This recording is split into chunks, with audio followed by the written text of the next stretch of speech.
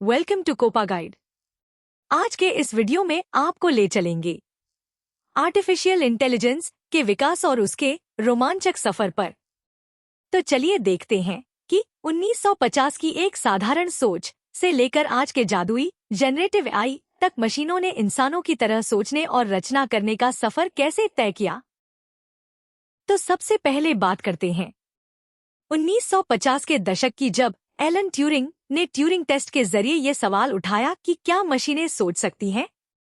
इस टेस्ट का मकसद यह जानना था कि क्या कोई मशीन इतनी समझदार हो सकती है कि अगर आप उससे बात करें तो आप यह पहचान ही ना पाएं कि आप इंसान से बात कर रहे हैं या किसी मशीन से।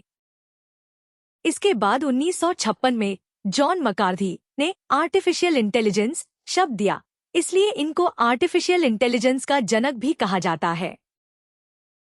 इसी समय अलाइजा जैसे शुरुआती चैट बॉट आए जो बस शब्दों के पैटर्न को पहचान कर एक थेरेपिस्ट की तरह बात करते थे, और यही आगे चलकर सिरी और एलेक्सा का आधार बने। लेकिन खुद सोचिए, क्या सिर्फ रटे रटाए नियमों पर चलने वाली किसी मशीन को हम सच में स्मार्ट कह सकते हैं?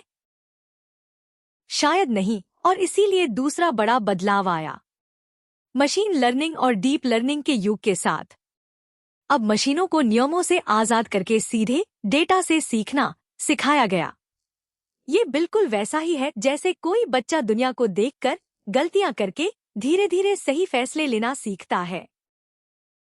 इस तकनीक ने तो सीधे इंसानी दिमाग की नकल की, जिससे 2016 में अल्फागो ने एक बेहद मुश्किल गेम में वर्ल्ड चैंपियन को हरा दिया, और 2017 में ट्रांसफॉर्मर तकनीक ने पूरी दुनिया ही बदल दी।